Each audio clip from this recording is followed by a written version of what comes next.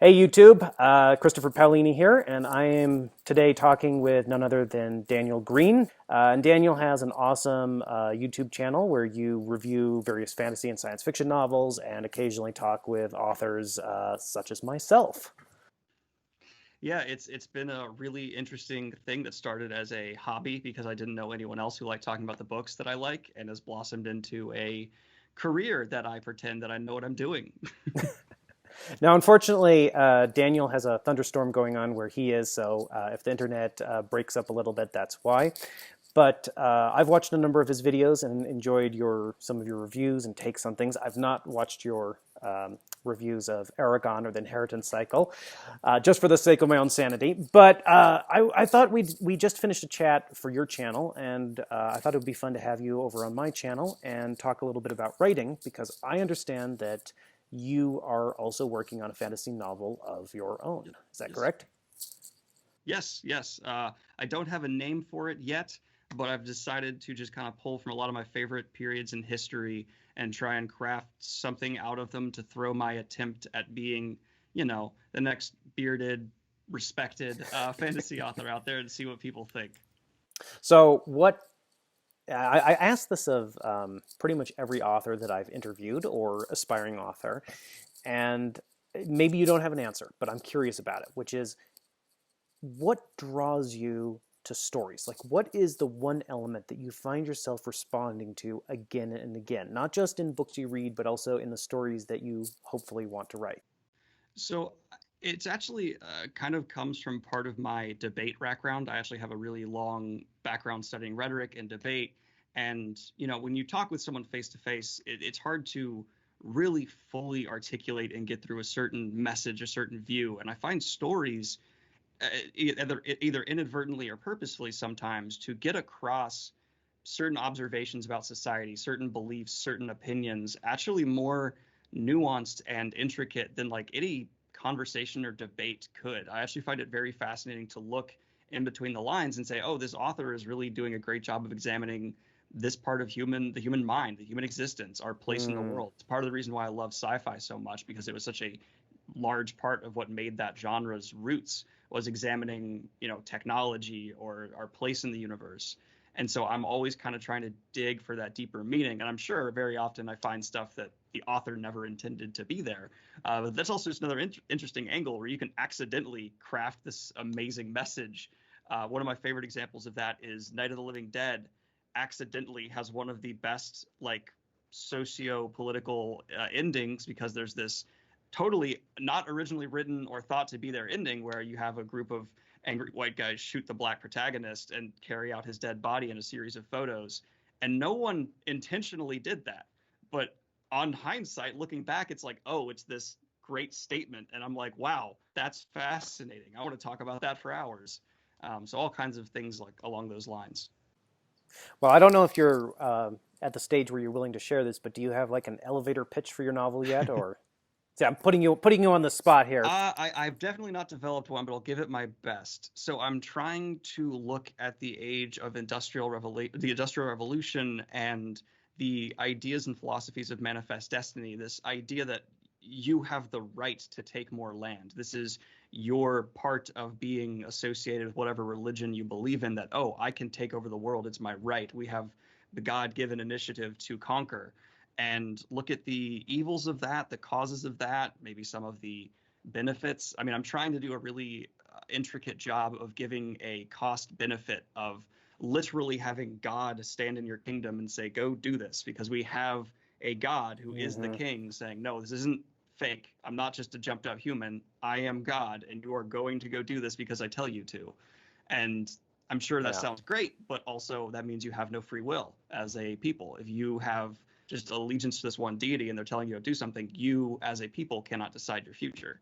So I'm looking into things along those lines. And then I also was very inspired while watching HBO's Chernobyl to craft my magic system, where radiation is brutal and fascinating.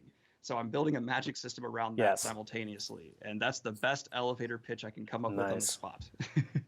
Nice. Well, it sounds like you have some interesting concepts there. The only advice I could give you based off what you just said would be to make sure that the the story itself, the main character, is something that is going to hook us and pull us through. Because it sounds like you got the setting, it sounds like you're doing the appropriate world building, and then pairing that with a character is ultimately what's going to make it hopefully succeed.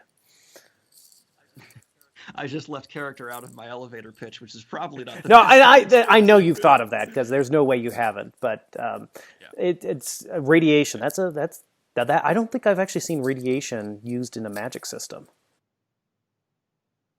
Neither have I. I'm hoping I'm the first one to do it because it's something, magic has energy. That's something that's always been tied to magic since its first concept back in human mind. And so I was finally thinking, okay, you need to have hard consequences to have an engaging magic system. Well, energy, radiation, there's a pretty harsh consequence. So I've been trying to weave that in. And the main character is someone who's chosen, who's elevated above others by this deity to lead the charge in taking Hmm. over other lands. And it's about her kind of understanding of like, oh, these people, they have their own lives, their own Mm-hmm. cultures, their own sets of morals, and we're just taking over to instill our values on them. And it's kind of an examination of a lot of that, which I find to be something that has existed in human history since the earliest writings. I mean, since one guy picked up a stone and hit another, we've kind of examined the I want to control you and my beliefs are better, so we're going Well, to take you over. And so couldn't that's you kind of argue that that's basically the approach of every living organism? Every living organism attempts to spread to the limits of its resources and the limits of its space, and we as absolutely. humans just tend to justify it through rather convoluted means sometimes, but it's still a basic biological urge. And one of the things I've been thinking about is it more or less evil to try and justify it? Because there is an argument to it's more evil because then you're belittling others on top of killing them, which is just rude. Mm-hmm. Um, so there's a lot of ideas there, and it's very early concepts. I keep writing chapters and deleting them and stuff like that. Hmm. I'm trying to figure out.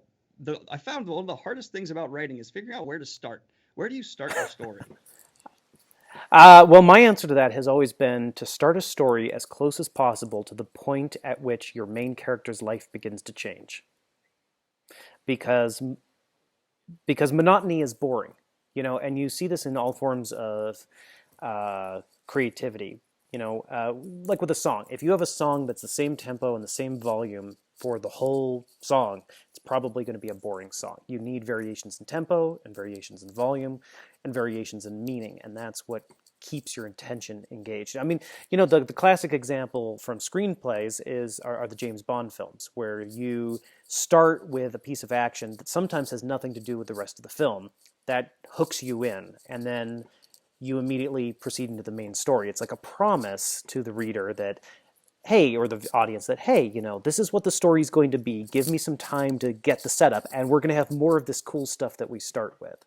Um, but I do think that if you write 20, 30, 40 pages before the inciting incident, you run the risk of losing your reader's attention. Yeah, yeah. Well, I'm also playing to the epic fantasy audience, which there's a very harsh divide. Some of them like their cold opens where it's just right to it, and other Yeah. ones are like, give me one book of just setting it up, and then we'll go Yeah. from there. Well, I remember when I read The Way of Kings, and someone asked me what I thought of it as I was reading through it. And I was maybe 250, 300 pages into the book, between 200 and 300 pages in the book, and I said, "Well, I think I just finished the first act." So now Yeah, the story's really kicking off, and that's not a criticism. I actually found it fascinating that it's a 10 book series, and each book is like 1,000 page novel, and the pacing of that is just completely different than a Wizard of Earthsea, for example. So um, that is not something you can do in most genres. hmm and it's a lot of people I find are really drawn towards that. Okay, action or spectacle at the beginning. Give us something to really latch onto. If you look at just every Marvel movie, right? They start with this showcase, this somehow pow. I Yeah, think of Thor Ragnarok. It starts with him like slaying a demon and a dragon and teleporting, and there's an immediate, obvious like, okay, where's this gonna go? But I also am cautious because I don't want to as a first-time writer, I'm very afraid of no one's going to understand what's going on. Everyone's just going to go, "Oh, this is just Yeah, action for action. There's no depth here. Put it yeah, down." And there's that fear where I want to be taken seriously. I hope people are willing to stick around, but I also would love to just open my book with a character like, doing all kinds of crazy stuff to show off how cool my magic is. There's a balance that's really hard to yeah. find. Well, I mean, and there is no one right answer. I think people look to the authority figures in whatever field and say, tell me how to do this. And you get lots of answers. But in the case of writing, there is no one answer. You can make anything work if the execution is good enough. I mean, we have, as a flip side, like the first Alien film, incredibly long, slow build-up that has a payoff, of course, incredible payoff, but you have to have the patience to stick with it through that build-up. Yeah. Yeah. I Well, will also, that's really interesting. yeah, I also would say, adding on top of that, not only is there no one right answer, a lot of authors don't follow their own advice. Earlier, you brought up Stephen King's On Writing. Yeah. Well, I got to say, I'm encouraged to hear that you've been thinking so much about like those deeper themes and everything, because even though yes, it may not always show up in every line of the writing, I truly believe that it's impossible to write even just a mediocre book without thinking about the deeper things in life, because that's really what drives great fiction and what makes, I think, even a silly concept stick with people when there's something more there. You have to think about philosophy, you have to think about technology, and so it's really good to hear that you're doing that, because that means you're at least you're on the right path there. Yeah, I love the saying where it's like, even if they don't realize the themes I'm going for, their brain does. You don't may not consciously be aware of it, but something in your brain can pick up on. There's a greater feeling here, as opposed to some forms of fiction which just have a very one note, just here's all that's happening approach. Right. So I'm sure that you've probably done 50 videos on this in the past, but I'm going to go ahead and ask anyway, which is, what are some of your all-time favorite novels in any genre? Well, if you've seen me open my mouth, I've probably told you that I love Wheel of Time, so I won't bore people on top by pouring on more there. I'm a big Sanderson fan as well, but pulling some outside the what I don't typically talk about picks, I'm a really big sci-fi fan. I don't talk about it as much as my channel as I'd like to. Currently, I'm obsessed with The Expanse. I'm so interested in this creation. Also, was a little late to learning that it's two authors, not one. That was Yep. my bad. And I've always encouraged people to go back and read some of the classics. Heinlein, I've been having a lot of fun with recently.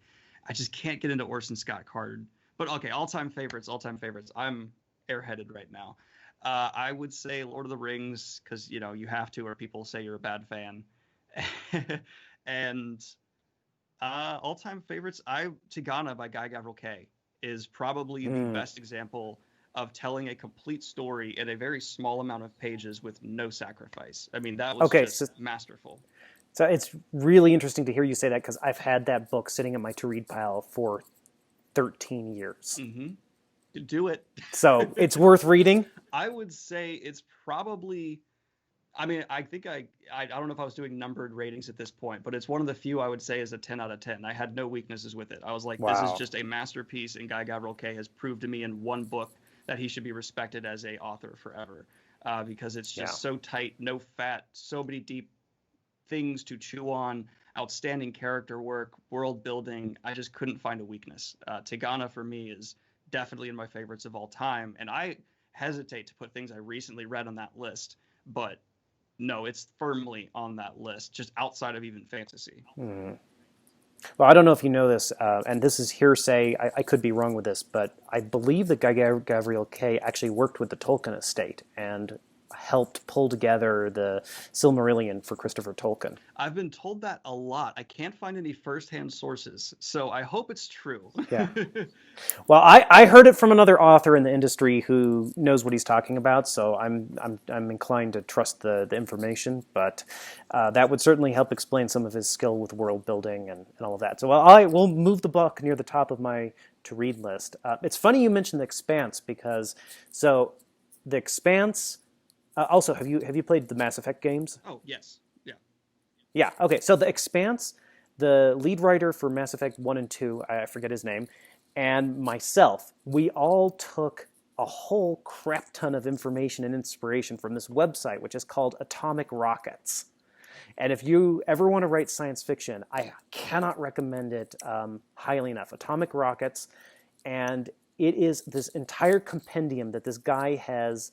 I think his name is Winchell Chung, something like that. He has compiled this website specifically for writers in order to explain how science fiction, how technology actually works and would work in the future in a realistic way, going through all the physics in ways that you can understand, explaining all the implications, and then sort of pointing out, like, if you want to make up faster than light travel, here are things you're going to have to think about. Here are how spaceships are how going to actually have to function out in space. And so that's where, the realistic physics of the Expanse come from that website. And same thing for Mass Effect. That is, I wish I was writing sci-fi now. I wouldn't go spend hours reading that website, because that sounds like one of those things I could just read for a day and not realize that all I've done that day is read that website.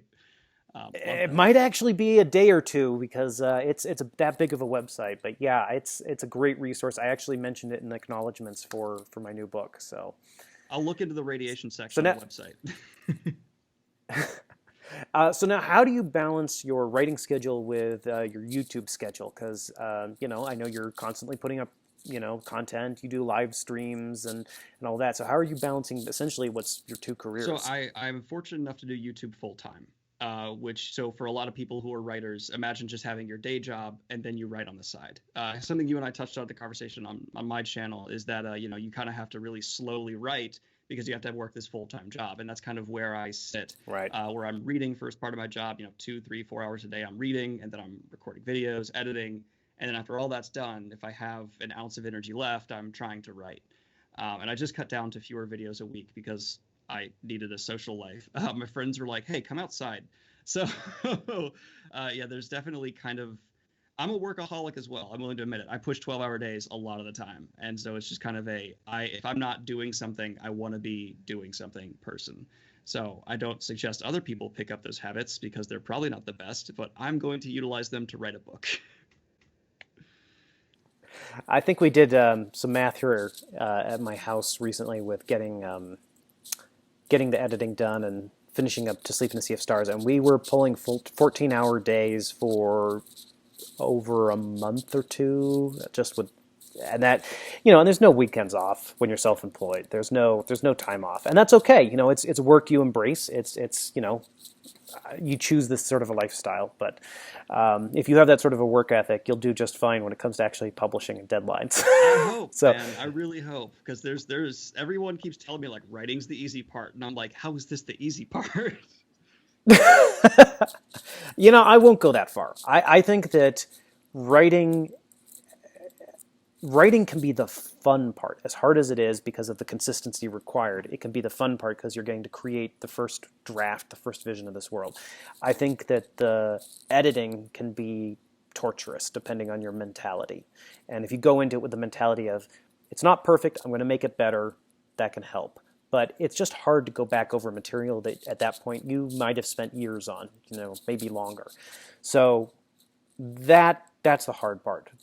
Publicity, promotion is work, but it's nowhere near as hard. And if you're a massive introvert, then it could be problematic. But you have experience on YouTube. You speak every day. You interact with the public. Promotion wouldn't be a problem. So really, the only thing that might be an issue would be the editing. That's kind of what I'm finding now. And also, finding good beta readers is very difficult, to find someone who you can rely on to read and give you critical feedback. And I'm aware that I'm in a very unique position where I'm writing a book and I have a built-in audience that I can sell that book to. And they message me all the time, like, when are we going to get another glimpse? And I'm like, I'm still working on it. Do you want a video or do you want more book? And so I'm trying to figure out if self-publishing is the way to go, traditional. Should I go self-publish then convert? I know some people have had great success doing that. So there's also just a lot of research going in of what would be the best approach here as well. I just find that the way I stay productive is to just roll with whatever my brain tells me is right to do now. If I can't write, I'll start researching. If I can't pair to read a lot of research, I'll start recording a video and just roll with the punches. And luckily my job gives me the freedom to do that. Occasionally there's just, I can't do anything. I'm going to go sit on the couch and watch a movie. But then I'll review that movie, and there we go. So how did you fall in love with fantasy in the first place? I have the very cliche. My dad read it to me growing up, and it just kind of instilled in me forever that, hey, these are worlds you can escape to and experience all kinds of amazing things. And I was a homeschooled kid Mm. who was tired of some of the other homeschooled kids in my area, so I decided that reading was probably better than hanging out with some of them. And then when I got thrown back into public school at one point, wow, okay, these people don't read these books. What are these other books you're reading? All right, Mm. I'll read those too. And so it was a difficult transition, but I fell in love as a kid because it was just a way to ignore the world and find something that was just far beyond what I would ever experience otherwise. Growing up in the middle of nowhere, Virginia, there wasn't exactly dragons and wars happening around me. Yeah, yeah. For me, very similar story in a lot of ways for me, and I think that if there was a career opportunity to sign up to go be a dragon rider and go have adventures, that a whole lot of fantasy fans would be doing that instead of reading Oh, books. for sure. Our sales would plummet. My views would go down the toilet. Uh, Yeah. and there's another really big angle to that where I feel like you touched on this as well. Like when you're homeschooled, you have to do things your own. You have to find out like I'm going to go do this, and Hmm. that's kind of how I got into YouTube as Yeah. well because you know I had to do it. I made a video for a college class, and then no one else from the class kept making videos. But I realized like, oh, this got views. This had people that were interested in it. I'm going to Yeah. run with it from there. So I think there's also just to be creative, to be a writer, to be a YouTuber, there is that little bit of you need that X factor of crazy, curious, always wanting to try something, and not afraid to be told 10,000 times that what you're doing is terrible and you should quit. Because that's just when you Yeah. start anything, that's going to happen. Yeah, and that's the thing is we have literally like the greatest store of human knowledge available at our fingertips these days. You can teach yourself almost anything with the internet. And to not teach yourself things, I think, is a bit of a shame, and you're letting your tomorrow self down by not putting a little bit of time in daily to learn something. Like, and once you get the experience, I think this is, and I think some people never get this experience, which is why they don't do this. Because if you get the experience of starting something and being bad at really sucking at it, and then improving, even if you don't reach a master level of skill, that experience gives you the confidence the next time you try a new skill. Like I was starting to teach myself how to use the 3D program Blender recently, just so that I could start building some 3D sets for some drawings I want to do. And I have no idea what I'm doing. It's, I click on two buttons, go watch a tutorial. Click two more buttons, go watch a tutorial. That's okay. I started doing digital art for the first time for the art that's in my new book, To Sleep in a Sea of Stars.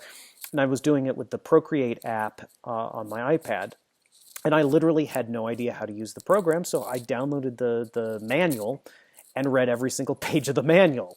And the reason I did that is because I've learned through past experience, like, this is how you learn. This is how you get better. You accept that you suck at first, and it doesn't bother you because you know it's normal. And just one thing I want to layer on top of that amazing advice is don't be afraid to learn from anything. I mean, there's so much stuff I've learned for being a Mm, YouTuber that I've learned from an 11-year-old who's doing a tutorial. And like, if I was snobby at all, I'd be like, no, I'm not going to listen to this kid. But I learned more from that yeah, kid than I would have for 3 hours trying to stumble through Final Cut Pro on my own. Same thing with I was a software developer, and I learned most of what I knew from coding from listening to anyone who would give me advice. It's a really key part of learning is to be willing to accept sources from anywhere, and of course, filter out the crap. Spotting crap is a very key skill. yes. Well, and I think that a good approach to life is like try to get really good at one thing and then try to get, B plus sort of good at a whole bunch of other things, because all those other things are going to feed into, like, I'm nowhere near as good with writing. Excuse me. I'm nowhere near as good with writing as I want to be, but I'm really not as good with art as I want to be, because I would have to put as much time into art as I do into my writing to be at the level where I would really aspire to be. But I'm okay, and being okay lets me bring things to my books that I couldn't if I was, couldn't do any art whatsoever. So, you have skills and an audience on YouTube that I don't, but you've put the time in to develop that, and that's a really valuable thing that you're now going to have as you move forward with your writing, your audience, your knowledge of how to interact with YouTube and publicity and all of that. And I can tell you that YouTube is a weird beast where it's kind of about, yes, being good at it, but also just being, for lack of a better word, bold. As a content creator, the best thing you can do is try something no one else has done. Even if it fails, it's going to stick out. And that's really important. I don't know how well that applies to writing, but I think there is some truth to, if you write something that no one's written before and it's outside, you're going to find some audience that thinks it's pretty neat. Mm-hmm. I think the trick with writing is that on a sentence by sentence level, you do need a certain amount of discipline, because otherwise you'll end up with the situation where most of your prose is, let's say, fairly generic or fairly unremarkable, and then every once in a while you get sentences that are trying to be more than the rest of the book, and they really stick out. So being a little more disciplined and saying, this is my style, I'm going to really stick with it for this story. But the story itself, yeah, I mean, I think you have to go for it. You have to jump off those cliffs and try to learn how to fly on the way down. No question. And, even if you slam into the bottom, you're not going to be dead. You're just going to have the Wile E. Coyote sign, and you'll be all right. You'll be able to try again. That's right. So going back to your writing for a second, do you outline first? Do you, I mean, it sounds like you are outlining first, or are you letting things just sort of grow and evolve as you actually write the story? I'm still trying to find my writing process. So it's kind of a hybrid of like, okay, sometimes I'll outline the next 3 chapters really thoroughly, and I'll see how I'm enjoying doing that. I'm still really early on. Like, I'm still figuring out my prose style, to be frank. I'm still trying to figure out what my voice is as an author. And so I'll give you that answer when I have it. Well, I'll tell you, because I had a lot of those questions when I was starting out also, and I'll tell you that your style and your voice come from 2 things. A, being able to consciously control the words you use, of course, but B, and this might actually be more important, solving the same darn problems hundreds and thousands of times. When you've had to get your characters in and out of a room, in and out of a conversation, hundreds of times, you start developing shortcuts, and those shortcuts are kind of what make you sound unique, or will make you sound unique as a writer. And you see that with other authors. Their little foibles and their choices, that's the style. And it comes about naturally. When I was at sort of at your stage here with the writing, everything I wrote was immediately influenced by whatever I was reading. So I would often not read to try not to, pick up on someone else's style. Nowadays, it doesn't matter so much. I can read whatever I want because I know what I'm trying to say and how I'm trying to say it. Yeah, that's good advice, and I'll try and keep that in mind. Unfortunately, I can never not read, so part of my job is that I have to read every day for hours. So I've been reading a lot of Dresden Files recently, and so I'm like, should I just change over to being first person? No.